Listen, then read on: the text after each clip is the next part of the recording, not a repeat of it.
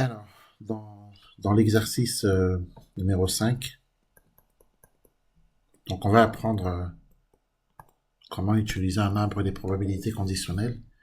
Donc, on a une situation de probabilité qui est représentée ci contre par un arbre pondéré. On voit bien que la P de A est égale à 0,3. On nous demande de compléter P de B. Il faut savoir qu'à chaque embranchement, la somme des probabilités est égale à 1, autrement dit à chaque nœud. Donc, si l'on veut trouver à quoi est égal P de B, ben en fait, c'est tout simplement 1 moins P de A. Voilà. Et 1 moins P de A, c'est 1 moins 0,3. Et donc, c'est égal à 0,7. Donc, du coup, ensuite, on doit compléter partout ici. Donc là, on a C, D. Il faut savoir que la probabilité qu'on affiche ici, c'est P de C sachant A. Ici, nous avons P de D sachant A, que est réalisé. Ici, nous avons P de C sachant B, et ici, P de D sachant B. Alors, on va écrire celle qu'on connaît, 0,1 et 0,8. À chaque embranchement, la somme des probabilités est égale à 1. Donc, à cet embranchement, celui-ci, la somme des probabilités étant égale à 1, ici, on a donc 0,9, forcément. Donc, on va mieux écrire ça. Je rappelle que cette probabilité, celle-ci, qui est égale à 0,1, c'est P de D, sachant A, qui se note comme ceci. Et P de D, sachant A, est égal à 0,1. Donc, celle qu'on doit afficher ici, c'est P de C, sachant A. Et P de C, sachant A, c'est la probabilité, c'est égal à 1 moins P de D, sachant A, puisque la branche... le nœud C sachant A, enfin du moins la branche C sachant A et D sachant A sont des branches complémentaires, dans la mesure où la somme des probabilités sur ces deux branches, donc sur celle-ci et celle-là, est égale à 1. Donc clairement, P de C sachant A, eh bien, c'est la probabilité de l'événement, c'est le contraire de P de D sachant A, donc c'est 1 moins P de D sachant A. Donc c'est 1 moins 0,1 et c'est égal à 0,9.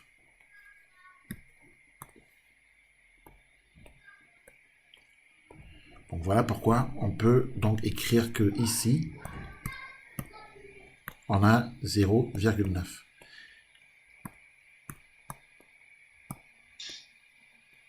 Et ensuite, ici, c'est pareil, on a la même situation. Sur cette branche, on a 0,8. Donc comme celle-ci, cette branche est complémentaire de celle-ci, bah, ici on aura 0,2. Car à chaque nœud, la somme des probabilités est égale à 1. Donc on peut écrire que P de C sachant B est égal bien sûr à 0,2, mais surtout on peut écrire que P de C sachant B c'est égal à 1 moins P de D sachant B. C'est égal à 1 moins 0,8, c'est égal à 0,2.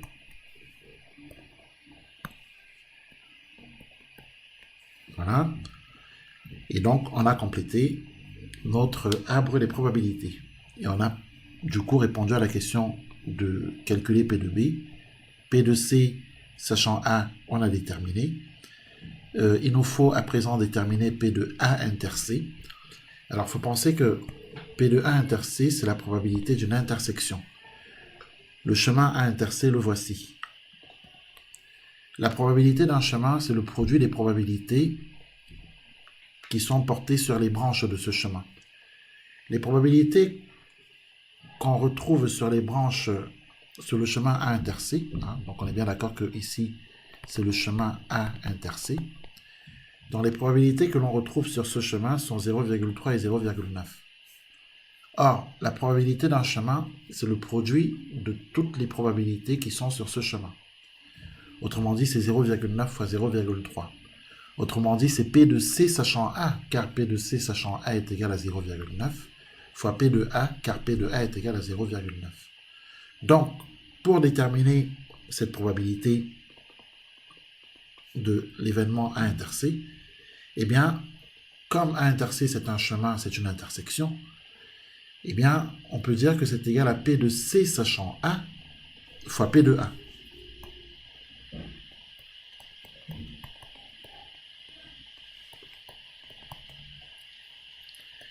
Or, P de C sachant A, on le voit bien, c'est égal à 0,9.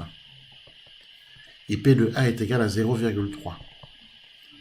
Et 0,9 fois 0,3, c'est 0,27. Donc P de A inter C est égal à 0,27. Si l'on devait calculer la probabilité du chemin B inter C, si l'on devait calculer la probabilité du chemin B inter C, alors je rappelle qu'ici on a 0,7, bien entendu.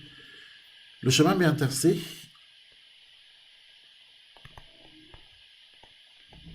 il suffit de faire le produit des probabilités qui sont portées sur chacune des branches de ce chemin. Autrement dit, il suffit de faire 0,7 fois 0,2. 0,7 c'est P de B, 0,2 c'est P de C sachant B. Donc si on veut calculer P de B inter C, eh bien c'est 0,7 fois 0,2.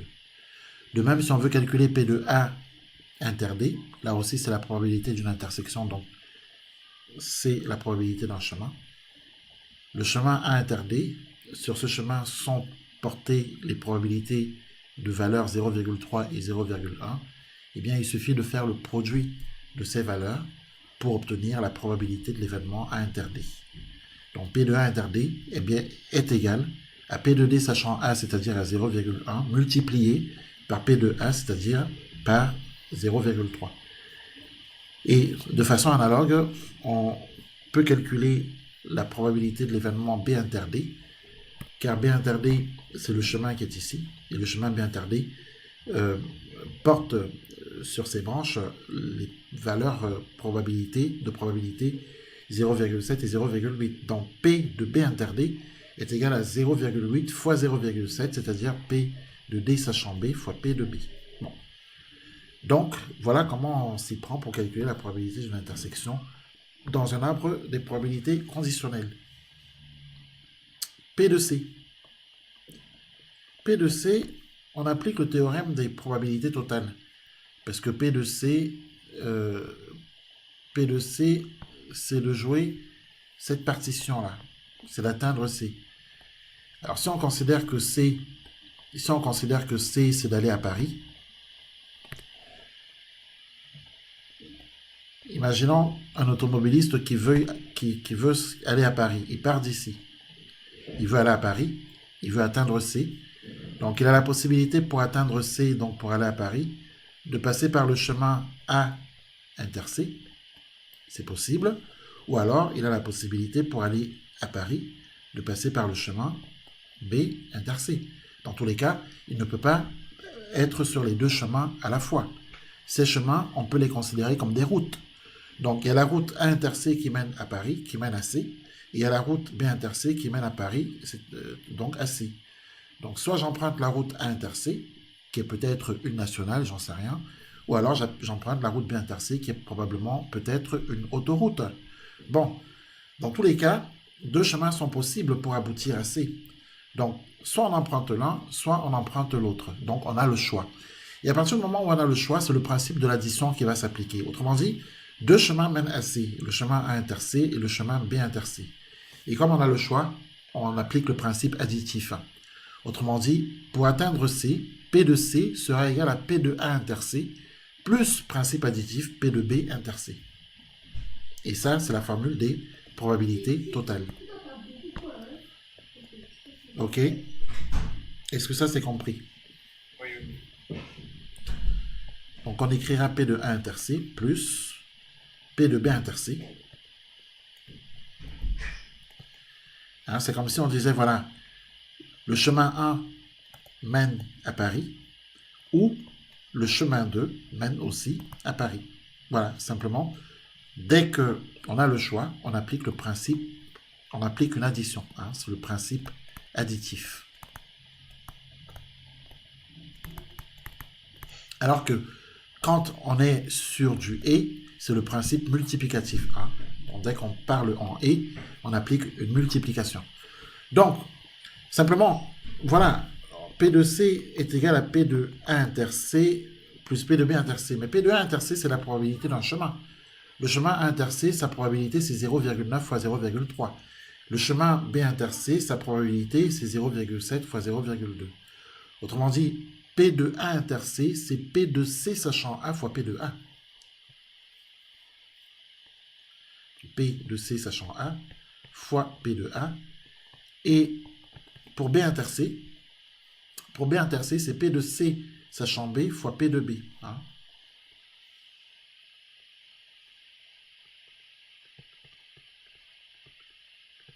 Voilà. On n'a plus qu'à remplacer. Donc c'est 0,9 fois 0,3 plus 0,2 fois 0,7.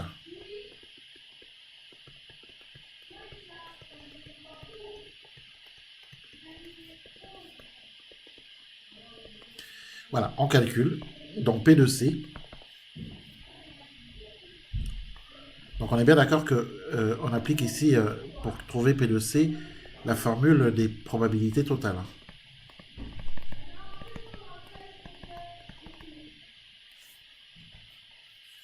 Donc ici c'est 0,27 plus 0,14. Donc ça nous fait 0,41.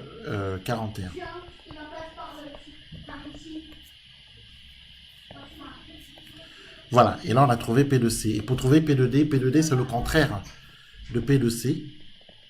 Hein? Donc P de D c'est 1 moins P de C, c'est le contraire. On peut aussi utiliser la formule des probabilités totales si on veut pour atteindre D. D c'est par exemple d'aller à Amiens. Hein, si je veux aller à Amiens, hein, D, la ville d'Amiens, ben, j'ai deux possibilités. Soit je passe par A inter D, le chemin A inter D, soit je passe par le chemin B inter D. Donc j'ai le choix. Donc P de D égale P de A inter D plus P de B inter D. C'est l'autre façon, hein, d'aller calculer bien sûr P de D. Mais ici évidemment il est quand même plus rapide de passer par l'événement contraire, hein, puisque l'événement C est contraire de l'événement D. Est contraire à l'événement D. Donc du coup 1 moins P de C, ça nous fait 1 moins 0,41. Et donc du coup P de D est égal à 0,59. Alors bien sûr, si on applique la formule des probabilités totales pour calculer P de D, comme je viens de le dire, on va trouver aussi bien sûr 0,59. Et enfin, P de A sachant C, on voit bien que l'arbre des probabilités conditionnelles ne nous permet pas de lire P de A sachant C. Ce que l'arbre des probabilités conditionnelles nous permet de lire, c'est P de C sachant A, mais pas P de A sachant C. Donc, comme on ne peut pas lire P de A sachant C sur l'arbre des probabilités, il convient d'appliquer la formule des probabilités conditionnelles pour calculer P de A sachant C. Alors, P de A sachant C, seule la formule des probabilités conditionnelles peut nous apporter la réponse. Donc, c'est égal à P de A inter C, formule qu'il faut connaître par cœur, divisé par P de C. Or, il se trouve que P de A inter C, on l'a déterminé déjà. On l'a déterminé et on avait trouvé que c'est égal à 0,27. Donc P de A inter C, 0,27, divisé par P de C qu'on vient de trouver, qui est égal à 0,41. Alors il suffit de faire le quotient 0,27 sur 0,41. Alors on peut l'écrire en écriture fractionnaire, ça nous donne 27 sur 41, tout simplement. Donc, on peut dire que P de A, sachant C, est égal à 27 sur 41. Voilà pour la méthodologie sur les probabilités conditionnelles, du moins sur la lecture, l'utilisation d'un arbre des probabilités conditionnelles et la lecture qu'on peut en faire.